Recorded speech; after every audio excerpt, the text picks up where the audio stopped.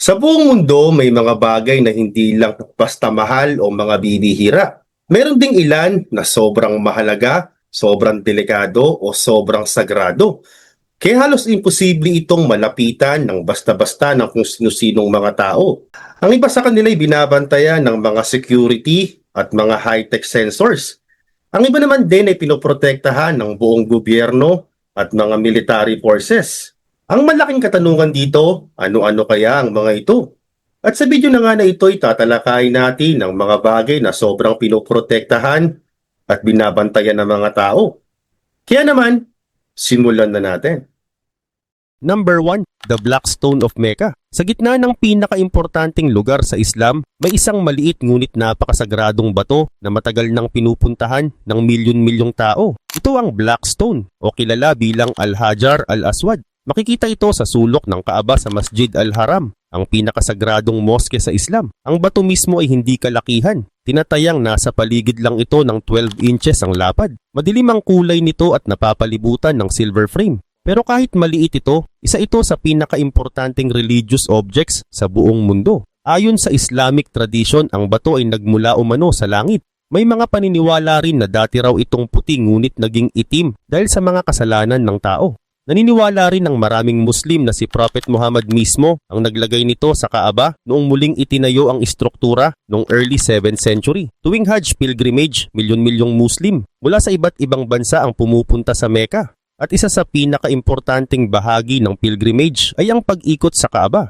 Dahil dito maraming pilgrims ang sumusubok na mahawakan o mahalikan ang Black Stone habang umiikot. At dahil napakaraming tao ang sabay-sabay na pumupunta roon bawat taon, napakahigpit ng seguridad sa lugar. Ayon sa mga ulat ng international media tulad ng BBC at Al Jazeera, ang Hajj Security Operation ng Saudi Arabia ay kabilang sa pinakamalalaking security deployment sa buong mundo. Libo-libong pulis, military personnel, surveillance systems, drones at crowd control teams ang nakadeploy para siguraduhing ligtas ang mga pilgrims at maprotektahan ang lugar. Sa haba rin ng kasaysayan nito, ilang beses nang nasira at nawalan ng piraso ang Black Stone. Noong 10th century, ayon sa historical records, ninakaw ito ng isang extremist group at nawala ng mahigit 20 years bago na ibalik sa Mecca. Dahil sa mga pinsalang nangyari noon, ang bato ngayon ay binubuo na ng ilang fragments na pinagdikit at nakalagay sa silver frame. At kahit milyon-milyong tao ang nakakakita rito taon-taon, nananatili pa rin itong isa sa pinakaprotektadong religious objects sa planeta. Dahil para sa maraming tao, hindi lang ito simpleng bato. Isa itong bahagi ng pananampalataya, kasaysayan at pagkakakilanlan ng napakalaking bahagi ng mundo. Number 2, the Hope Diamond. Sa unang tingin, mukha lang itong magandang blue na diamond. Pero ang Hope Diamond ay isa sa pinakasikat at pinaka-controversial na gemstones sa buong mundo. Ang laki nito ay humigit kumulang 45.5 carats. Isa ito sa pinakamalalaking blue diamonds na natuklasan sa kasaysayan. Ngayon makikita ito sa Smithsonian National Museum of Natural History sa Washington, D.C. kung saan milyon-milyong tao ang bumibisita taon-taon para lang makita ito ng personal. Pero hindi lang ganda ng diamond ang dahilan kung bakit ito sumikat. Sa loob ng mahigit 300 taon, kumalat ang kwento na may dala raw itong malas o sumpa. Ayon sa mga history records, unang nakuha ang diamond mula sa India noong 17th century bago ito napunta sa France. Kalaunan naging bahagi ito ng French crown jewels at pagmamay-ari ng royal family ng France. Pagdating ng French Revolution noong 1792, ninakaw ang diamond at nawala ng maraming taon bago muling lumitaw sa Europe na iba na ang itsura dahil nirekat ito sa mas maliit na sukat. Doon nagsimulang lumaki ang mga kwento tungkol sa curse nito. May mga dating may-ari raw na nalugi, nasiraan ng buhay o dumanas ng matitinding trahedya. Isa sa madalas banggitin ay sina King Louis XVI at Marie Antoinette ng France na parehong pinugutan noong panahon ng revolusyon. Pero ayon sa maraming historians, malaking bahagi ng curse story ay pinalaki lang ng media at mga jewel dealers noon para lalo pang sumikat ang diamond. Gayunpaman hanggang ngayon marami pa ring naaakit sa misteryo nito. Noong 1958, ibinigay ng jeweler na si Harry Winston ang diamond sa Smithsonian Museum. Ang nakakagulat, ipinadala lang ito gamit ang ordinaryong mail service sa Amerika sa simpleng brown package. Ngayon ibang level na ang seguridad nito. Nasa loob ito ng makapal na bulletproof glass. May motion sensors, cameras at armed security personnel na nakabantay buong araw. Kontrolado rin ang ilaw at temperature sa paligid nito para mapanatili ang kondisyon ng diamond. Pero isa sa pinaka-weird na katangian nito ay ito. Kapag tinamaan ng ultraviolet light, bigla itong naglalabas ng matingkad na pulang glow. Isang asul na diamond na kumikinang ng kulay pula sa dilim. At para sa maraming bumibisita, yun ang dahilan kung bakit lalo itong nagmumukhang misteryoso. Number 3. The nuclear football. May isang briefcase sa mundo na hindi kailanman pwedeng maiwan. Hindi ito puno ng pera, ginto, or secret documents ng isang kumpanya. Ang laman nito ay isang bagay na kayang magpasimula ng nuclear war. Ito ang tinatawag na nuclear football ng Pangulo ng Amerika. Opisyal itong kilala bilang Presidential Emergency Satchel. Isa itong mabigat na leather briefcase na laging dala ng isang military officer na halos hindi humihiwalay sa presidente ng United States. Kahit nasa White House, nasa eroplano, nasa meeting, nasa state dinner, o kahit nagbabakasyon ang presidente, nandyan palagi ang briefcase. Ayon sa mga ulat ng CNN at BBC, espesyal na military aids ang inaatasang magdala nito. Dumadaan sila sa napakahigpit na background checks, psychological evaluations at matinding security clearance process bago mapili. Hindi rin basta ordinaryong sundalo ang may hawak nito. Sila ay trained para manatiling handa anumang oras. Dahil kapag nagkaroon ng nuclear attack laban sa Amerika, ilang minuto lang ang posibleng palugit para makapagdesisyon ang presidente. At dito pumapasok ang kahalagahan ng nuclear football. Maraming tao ang nag-aakala na may literal na red button sa loob nito na agad nagpapalipad ng nuclear missiles. Pero ayon sa mga dating military officials at public reports, hindi ganoon kasimple ang proseso. Ang briefcase ay naglalaman umano ng communication equipment, authentication codes, emergency procedures at mga pre-planned military response options. Sa madaling paliwanag, ito ang mobile command system ng presidente kapag may nuclear emergency. Kung kinakailangan, pwedeng magbigay ng utos ang presidente mula saan mang bahagi ng mundo, kahit nasa eroplano, kahit nasa underground bunker, kahit nasa gitna ng biyahe. Ang nakakakabarito, hindi ito itinatago sa vault sa gabi. Kailangan itong manatiling malapit sa presidente halos buong oras. Dahil ayon sa military doctrine ng Amerika, ang anumang nuclear threat ay maaaring mangyari anumang sandali. At sa ganitong klase ng sitwasyon, hindi sapat ang maghintay pa ng ilang oras. Kaya mula pa noong panahon ni President John F. Kennedy, matapos ang Cuban Missile Crisis noong 1962, naging permanenteng bahagi na ito ng Presidential Security System ng Amerika. Ang Cuban Missile Crisis ang isa sa pinakamapanganib na sandali sa Cold War, kung saan halos muntik nang magkaroon ng nuclear war ang United States at Soviet Union. Doon napagtanto ng gobyerno ng Amerika na kailangang may paraan ng presidente para agad makapagbigay ng utos kahit nasaan siya. At hanggang ngayon dala pa rin ng mga military aids ang briefcase na yon araw-araw. Sa labas mukha lang itong ordinaryong bag, pero sa loob nito ay mga system at procedures na maaring makaapekto sa buong mundo sa loob lang ng ilang minuto. Number 4. The Coca-Cola Recipe. Sa dami ng sikreto sa mundo, isa sa pinakasikat ay hindi tungkol sa military, spies, o government weapons. Isa itong recipe ng soft drink. Pero ayon sa The Coca-Cola Company, ang formula ng Coca-Cola ay isa sa pinakamahigpit na binabantayang trade secrets sa kasaysayan ng business world. Mahigit 100 taon na itong pinag-uusapan. At hanggang ngayon marami pa ring naniniwala na iilang tao lang ang totoong nakakaalam ng eksaktong formula nito. Sa World of Coca-Cola sa Atlanta, Georgia, may espesyal na vault na sinasabing pinaglalagyan ng original recipe documents ng Coca-Cola. Kapag nakita mo ang vault, mukha itong eksena sa heist movie. Makakapal na bakal na pinto, high-tech security systems, controlled access areas, at 24 hours na surveillance. Pero ang mas interesting dito, hindi lang recipe ang pinoprotektahan nila. Pinoprotektahan din nila ang misteryo. Sa loob ng maraming dekada, naging bahagi na ng marketing ng Coca-Cola ang idea na secret formula ito na halos imposibleng malaman. May matagal ng kwento na 2 lang daw na executives ang nakakaalam ng buong recipe sa isang panahon at hindi raw sila pinapayagang bumiyahe sa iisang eroplano. Pero ayon sa maraming business analyst, posibleng bahagi lang ito ng corporate myth para lalo pang lumakas ang image ng brand. Dahil sa totoo lang, ayon sa ilang food chemists at industry experts, posible nang ma-analyze ang ingredients gamit ang modern laboratory technology. Pero kahit ganoon, hindi pa rin nawawala ang halaga ng sikreto. Dahil para sa Coca-Cola, malaking bahagi ng tagumpay ng produkto ay ang kwento sa likod nito. Ang pakiramdam na may misteryong hindi alam ng lahat. At yun ang dahilan kung bakit hanggang ngayon sobrang higpit pa rin ng security sa paligid ng recipe vault. Hindi lang para bantayan ang formula, kundi para panatilihing buhay ang isa sa pinakasikat na business legend sa modernong panahon.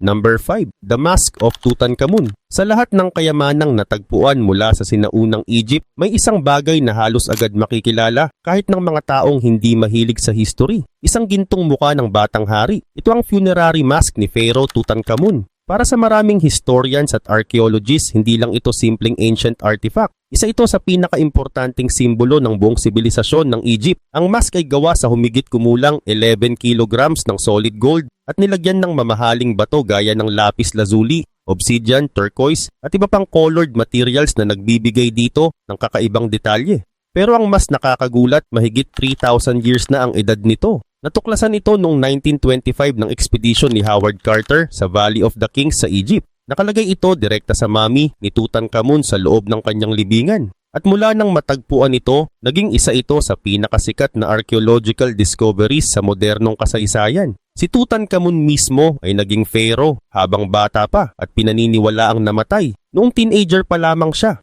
Hindi man siya ang pinakaimportanteng ruler ng Egypt noon. Naging napakasikat niya dahil ang kanyang tomb ay isa sa iilang libingan na natagpuang halos buo pa at hindi gaanong ninakawan ng treasure hunters. At sa lahat ng bagay na nakita roon, ang gintong mask ang naging sentro ng atensyon ng buong mundo. Ngayon makikita ito sa Grand Egyptian Museum malapit sa Giza Pyramids. Ayon sa Egyptian government officials, espesyal na itinayo ang museum para maprotektahan at maipakita ng maayos ang mga ancient treasures ng Egypt, lalo na ang koleksyon ni Tutankhamun.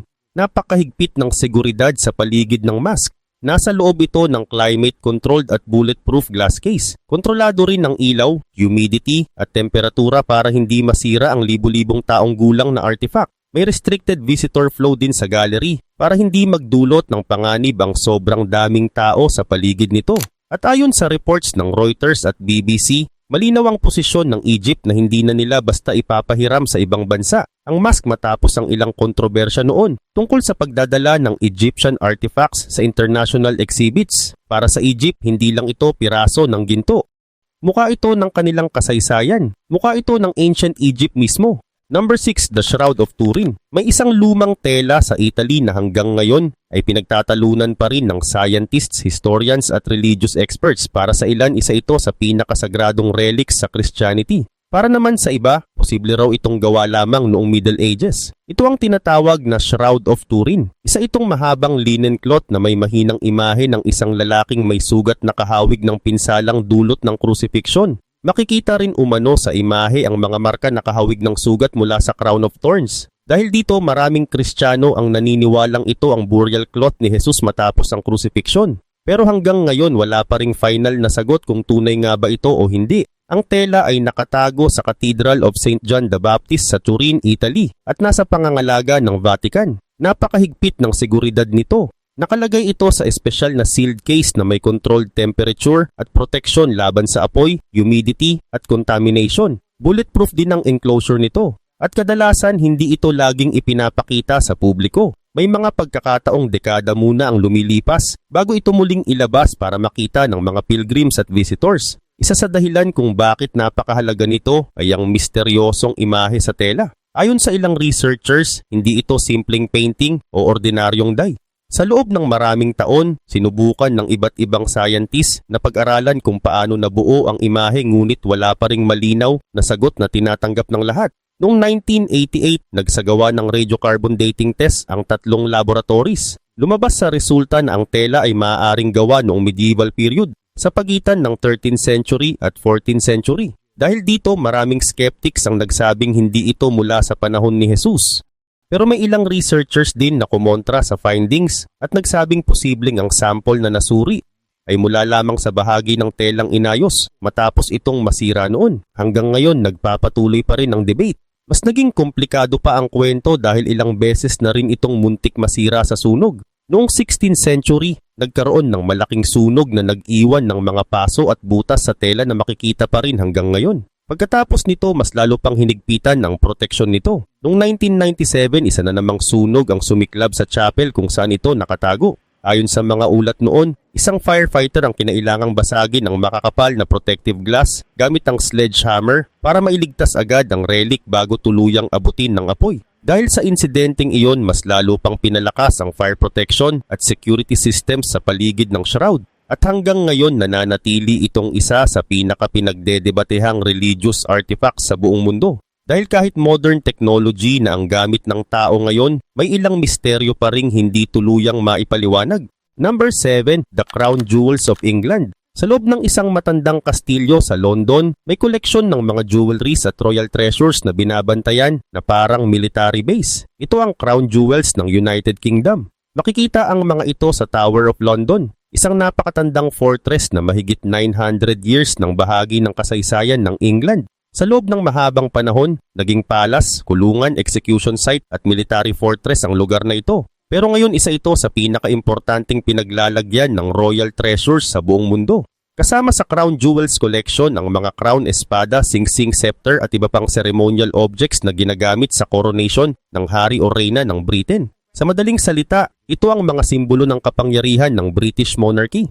At ayon sa mga ulat ng BBC at Reuters, bilyon-bilyong pounds ang tinatayang halaga ng buong koleksyon. Pero isa sa pinaka-importanting bahagi nito ay ang Imperial State Crown. Punong-puno ito ng mamahaling gemstones, libu-libong diamonds, emeralds, sapphires, pearls, at ilan sa pinakasikat na gemstones sa mundo. Kasama rito ang Cullinan 2 Diamond, isa sa pinakamalalaking polished diamonds na pagmamay-ari ng British Crown. Habang ang mas malaking Cullinan 1 Diamond naman ay nakakabit sa Sovereign Scepter. Ang batong iyon ay isa sa pinakamalalaking clear-cut diamonds na nagawa sa kasaysayan. Dahil sa sobrang halaga at kahalagahan ng mga ito, napakahigpit ng seguridad sa Tower of London. May makakapal na steel doors, bomb-resistant walls, advanced alarm systems at bullet-resistant display cases. Pero ang nakakatuwa, hindi lang modern technology ang bantay rito. Mayroon ding mga sikat na guards na tinatawag na yeoman warders o mas kilala bilang beefeaters. Sila yung mga guards na madalas nakikita ng tourist na naka-red at black uniform.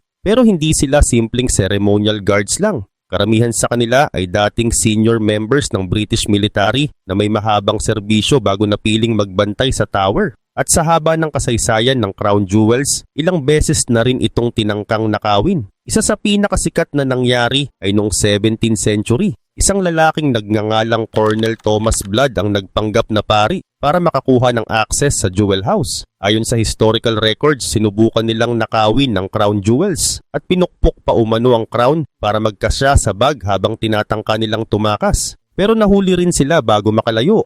At ang mas nakakagulat, imbes na ipapatay o ikulong habang buhay, pinatawad pa raw siya ni King Charles II. Hanggang ngayon, palaisipan pa rin sa maraming historians kung bakit. Sa kasalukuyan, milyon-milyong tourists ang bumibisita taon-taon para makita ang crown jewels. At kahit nakalipas na ang ilang siglo, nananatili pa rin itong isa sa pinaka-importanting simbolo ng British monarchy.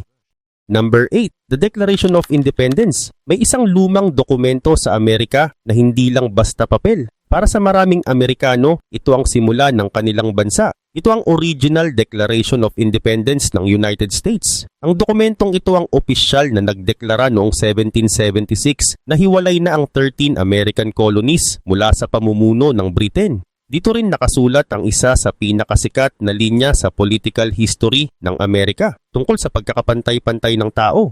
Ngayon nakadisplay ito sa National Archives Building sa Washington, D.C. Kasama nito roon ang original Constitution at Bill of Rights ng Amerika. Para sa gobyerno ng Amerika, napakahalaga ng mga dokumentong ito dahil dito nakabase ang pundasyon ng kanilang bansa at batas. At dahil sobrang mahalaga ng Declaration of Independence, halos parang science laboratory ang security system nito. Nakalagay ito sa espesyal na sealed case na gawa sa matitibay na metal materials at may controlled environment sa loob. Hindi ordinaryong hangin ang ginagamit sa loob ng enclosure. Ayon sa National Archives, argon gas ang nasa loob dahil mas ligtas ito para sa lumang parchment at tinta. Kontrolado rin ng humidity, temperature at air pressure para hindi mabilis masira ang dokumento. Pero mas nakakagulat ang nangyayari gabi-gabi. Kapag nagsara ang National Archives, unti-unting ibinababa ang mga dokumento gamit ang hydraulic system papunta sa isang underground vault sa ilalim ng building. Ang vault na yon ay fire-resistant, bomb-resistant at heavily reinforced. Sa madaling salita, parang bunker para sa mga pinaka-importanting dokumento ng Amerika. Pagdating naman ng umaga, muli silang itinataas para makita ng publiko. Mahigpit din ang seguridad sa buong building. may armed federal officers, motion sensors, environmental monitoring systems, at airport-style security checks para sa mga visitors.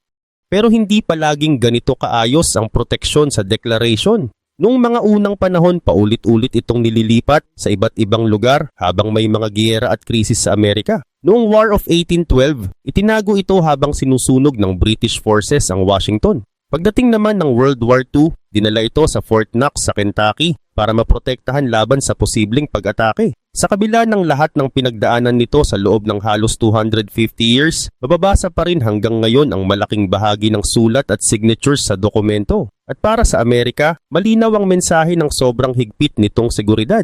Hindi nila gustong mawala ang isa sa pinakamahalagang bahagi ng kanilang kasaysayan. Number 9. The Mona Lisa. Sa lahat ng objects sa listahang ito ang pinakamadaling makilala. Isang babae, isang maliit na ngiti, at isang painting na halos lahat ng tao sa mundo ay narinig na. Ito ang Mona Lisa ni Leonardo da Vinci. Makikita ito sa Louvre Museum sa Paris, France. Pero kapag nakita ito ng personal ng maraming tourist, madalas pareho ang reaksyon nila.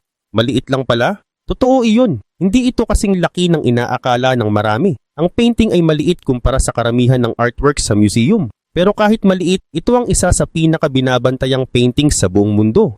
Nasa likod ito ng bulletproof glass. May controlled temperature at humidity para hindi masira ang lumang painting. May barriers para hindi masyadong makalapit ang tao. May cameras, may guards at dahil libu-libong visitors ang dumadaan araw-araw, mahigpit ang crowd control sa paligid nito. Pero bakit ganito kahigpit? Dahil paulit-ulit na itong naging target ng theft at attacks. Noong 1911, ninakaw ang Mona Lisa mula sa Louvre. Ang kumuha nito ay si Vincenzo Peruggia, isang Italian worker na dating nagtrabaho sa museum. Ayon sa historical reports, natanggal niya ang painting sa wall na itago at nakalabas ng museum. Mahigit 2 years itong nawala. At habang nawawala ito, lalo lang sumikat ang Mona Lisa. Mismong bakanting wall kung saan ito dating nakasabit ay pinupuntahan pa ng mga tao. Kalaunan nahuli si Peruggia nang subukan niyang dalhin at ibenta ang painting sa Italy. Naibalik ang Mona Lisa sa Louvre pero mula noon ibang level na ang pagtingin ng mundo rito. Hindi na lang ito sikat na painting. Naging global icon na ito. Pero hindi doon natapos ang problema. Noong 1956, may taong naghagis ng acid sa painting. Sa parehong taon, may isa namang naghagis ng bato at nakasira ng maliit na bahagi ng pintura. Pagkatapos ng mga insidenteng iyon, mas lalo pang pinrotektahan ang Mona Lisa gamit ang special glass. Noong 2009, may visitor na naghagis ng ceramic mug sa painting. Pero tumama lang ito sa protective glass. Noong 2022, may lalaki namang naglagay ng cake sa glass habang sinasabing protest ito tungkol sa climate change. Hindi nasira ang painting, pero malinaw ang mensahe. Habang mas sumisikat ang isang bagay, mas maraming gustong lumapit, gumalaw o gumawa ng eksena sa harap nito. Kaya ngayon parang nakakulong ang Mona Lisa sa sarili nitong kasikatan. Hindi ito basta painting sa pader. Isa itong irreplaceable object. Ibig sabihin, kapag nawala o nasira ito, wala nang eksaktong kapalit. Hindi sapat ang photo, hindi sapat ang replika, hindi sapat ang digital copy. Dahil ang Mona Lisa ay mismong gawa ng kamay ni Leonardo da Vinci, mahigit 500 years na ang nakalipas. Isang tunay na bagay mula sa tunay na panahon. Kaya sobrang higpit ng bantay dito. Hindi lang para sa presyo nito, kundi dahil iisa lang ito sa buong mundo. At kapag nawala ang Mona Lisa, hindi lang isang painting ang mawawala. Mawawala ang isa sa pinakaimportanteng muka ng art history. Number 10, The Star of India. May isang bato sa New York na sobrang ganda, pero mas lalo itong sumikat dahil sa isang nakakahiyang museum robbery. Ito ang Star of India. Isa itong malaking star sapphire na nasa American Museum of Natural History sa New York City. Ang timbang nito ay mahigit 563 carats. Halos kasinlaki ito ng golf ball, pero ang kakaiba rito, kapag tinamaan ito ng ilaw, may lumilitaw na parang 6-pointed star sa ibabaw ng bato. Parang may bituin na gumagalaw habang nagbabago ang tama ng liwanag. Yun ang dahilan kung bakit tinawag itong Star Sapphire. Ayon sa American Museum of Natural History, ang Star of India ay isa sa pinaka-importanteng gemstones sa kanilang koleksyon. Pinaniniwalaang nagmula ito sa Sri Lanka, isang bansa na matagal nang kilala sa magagandang sapphires. Noong 1900, ibinigay ito sa museum ng pinansier na si J.P. Morgan. Pero noong 1964, nangyari ang isang robbery na nagpabago sa security ng maraming museum sa Amerika. Isang grupo ng magnanakaw kabilang si Jack Murphy na mas kilala bilang Murph the Surf ang pumasok sa museum sa gabi. Ayon sa mga historical reports, dumaan sila sa isang window na hindi maayos na nakasecure. Mas malala pa, hindi gumagana ang ilang alarm system sa gem hall. Kaya nakapasok sila, nakuha ang Star of India at nadala pa ang ilang mamahaling gems. Para sa isang malaking museum sa New York, sobrang laking kahihiyan niyon.